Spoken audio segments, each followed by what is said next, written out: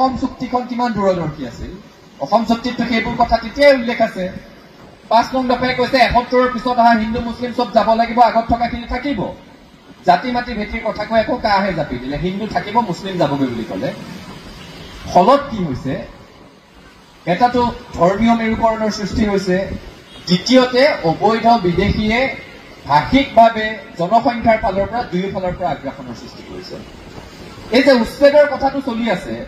উচ্ছেদক সকলোৱে আদৰিছে ছাত্ৰ সন্থাই আদৰিছে সকলো জনজাতীয় জনগোষ্ঠীয় দল সংগঠনে আদৰিছে অসমৰ ৰাইজেও ভাল পাইছে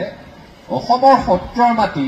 অসমৰ সংৰক্ষিত বনাঞ্চল অসমৰ চৰকাৰী মাটিত সন্দেহজনক মানুহে আহি দখল কৰি থাকিব কোনে সহ্য কৰিব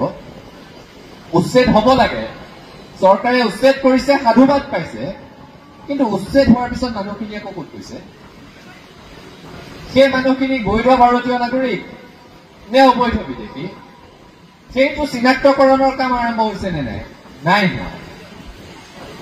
বৈধ ভাৰতীয় নাগৰিক যদি সঁচা অৰ্থত ভূমিহীন তেতিয়াহ'লে তেওঁলোকে চৰকাৰী নীতিৰ আধাৰত পুনৰ সংস্থাপন পাবই সেইটো আইনগত এটা বিষয় কিমান সংস্থাপন পাব লেখ আছে গাঁৱত হ'লে কিমান ভূমি পাব চহৰত কিমান পাব মেট্ৰ' চিটিত কিমান পাব তাৰ হিচাপ আছে কিন্তু এতিয়া দেখিছো উৰিয়াম ঘাটত উচ্ছেদ আৰম্ভ হোৱাৰ লগে লগে মানুহবোৰ আহি ঢিঙত ৰূপহীত লাহৰী ঘাটত সোমাবলৈ আৰম্ভ কৰিছে মানে তেওঁলোকৰ ইয়াত এখন ঘৰ আছে যদি এখন ঘৰ আছে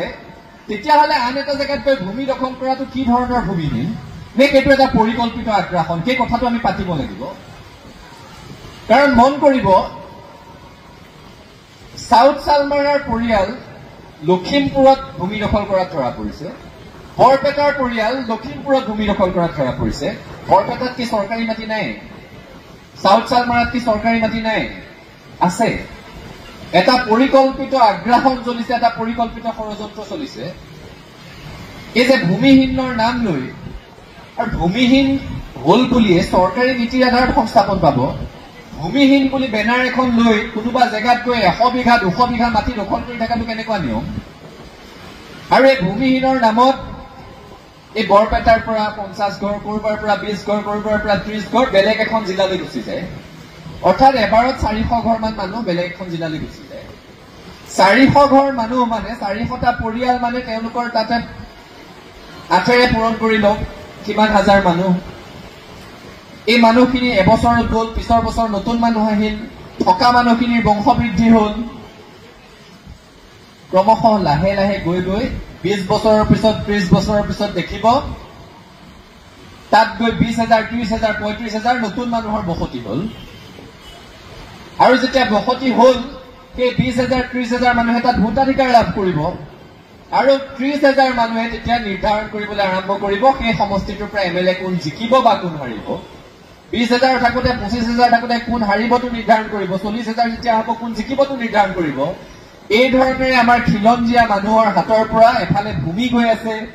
এফালে জনগাঁথনি পৰিৱৰ্তন হৈ আছে আৰু ক্ৰমশঃ নিজৰ সমষ্টিটোৰ পৰা এমএলএজন জিকাই পঠিয়াব পৰাকৈও ক্ষমতাটো খিলঞ্জীয়া মানুহৰ হাতত অসমীয়া মানুহৰ হাতত নোহোৱা হৈ আহিছে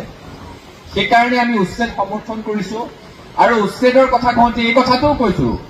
যে যদি বৈধ ভাৰতীয় নাগৰিক সঁচা অৰ্থত ভূমিহীন তেওঁলোকে ভূমিৰ অধিকাৰ পাব চৰকাৰী নীতিৰ আধাৰত তেওঁলোকক পুনৰ সংস্থাপন দিয়ক কিন্তু চৰকাৰ কঠোৰ হওক সচেতন হওক যিখন জিলাত তেওঁলোকে ভূমি হেৰুৱাইছিল সেইখন জিলাৰে চৰকাৰী ভূমিত সংস্থাপন দিয়ক বেলেগ এখন জিলালৈ গৈ জনগাঁথনি সলনি কৰাৰ ৰাজনৈতিক অধিকাৰ কাঢ়ি লোৱাৰ সুযোগটো দিব নালাগে এই কথাবোৰ স্পষ্টভাৱে পাতিবলৈ আৰম্ভ কৰিব হৈ গ'ল লুকাই চুৰ কৰি ঠেক ঠুককৈ পাতি থাকোতে থাকোতে জাতিটোৰ প্ৰতি অহা সংকট প্ৰবল হৈ জাতিটোক গিলিবলৈ আৰম্ভ কৰিছে ক্ৰমশঃ এই কথাবোৰ আমি পাতি থাকিব লাগিব আৰু প্ৰজন্মৰ পৰা প্ৰজন্মলৈ এই কথাবোৰ কঢ়িয়াই লৈ যাব লাগিব